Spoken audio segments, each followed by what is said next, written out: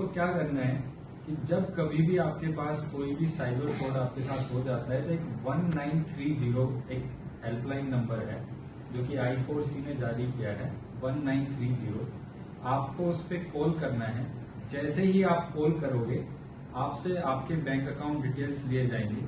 Internally उसी bank account detail से वो पूरा ट्रैक करते हैं कि अल्टीमेटली पैसा जो है किस किस खाते में गया है, और जिस जिस खाते में पैसा गया हुआ होता है उस खाते को वो फ्रीज कर देते हैं। फ्रीज करने का मतलब है कि जो अक्यूज्ड है वो पैसा निकाल नहीं पाएगा, और एक बार अगर फ्रीज हो गया तो आपको कोर्ट में जाना है। कोर्ट जो है आपको पैसा वापस कर देगा। एक है 1930, दूसरा है एनसीआरपी पोर्टल। एनसीआरपी पोर्टल, उसकी वेबसाइट है cybercrime.gov.in। उस पे आप जाओगे तो आपको एक टैब दिखाई देगा ऊपर, रजिस्टर दी कंप्लेंट। रजिस्टर दी कंप्लेंट पे जब आप क्लिक करोगे तो वहां पे आपको 3 टैब खुलते हैं। वहां पे एक होता है वुमेन रिलेटेड क्राइम, एक होता है फाइनेंशियल फ्रॉड क्राइम, और एक होता है अदर्स। जैसा भी आपके साथ क्राइम है आप उस टैब पे जाएं, अपना विंडो खुलेगा, उस पर लॉग इन करें और जो भी डिटेल्स हैं आपकी बैंक अकाउंट्स की वो उसमें डाल दें।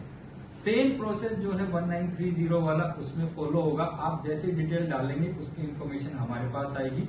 जिस जिस खाते में पैसा गया है उसको हम फ्रीज करवा देंगे। ये दोनों मेथड सबसे इफेक्टिव है आज के दिन साइबर क्राइम में।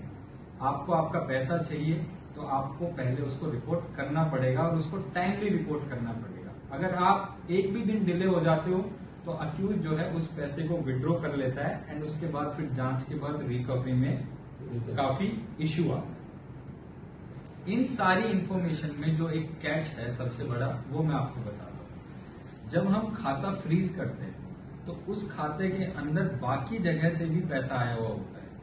तो जब आप कोर्ट के पास जाते हैं, आप रिपोर्ट नहीं करोगे, कोर्ट के पास नहीं जाओगे, तो उसमें first come first basis principle court follow करता है। अगर दूसरा विक्टिम आपसे पहले चला गया तो पैसा उसको मिल जाएगा, आपको नहीं मिलेगा।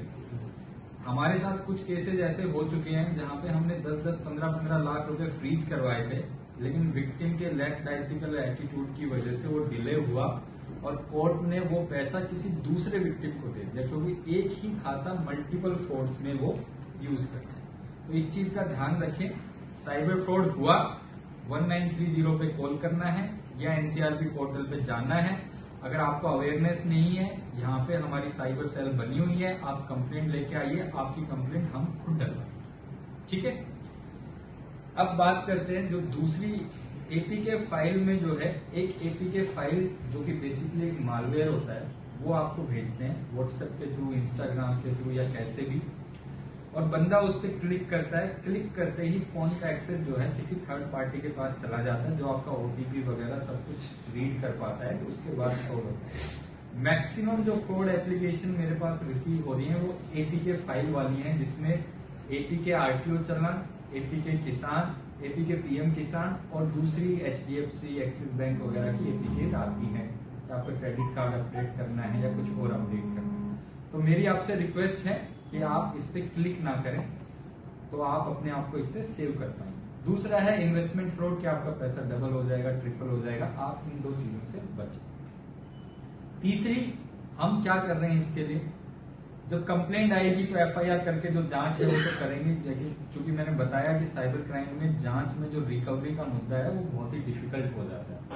तो हमने एक इनिशिएटिव यहाँ पे स्टार्ट किया है। हर महीने के लास्ट फ्राइडे को एज पर I4C गाइडलाइंस हम सारे पुलिस स्टेशन अपने अपने जुरिस्डिक्शन में एक साइबर क्राइम अवेयरनेस प्रोग्राम जो है वो कंडक्ट करवाएंगे, और उसमें मेन फोकस जो है हमारा इसी पे रहेगा कि आप उसमें कंप्लेंट कैसे दें, आप अपनी जो शिकायत है वो हम तक पहुंचाएं कैसे।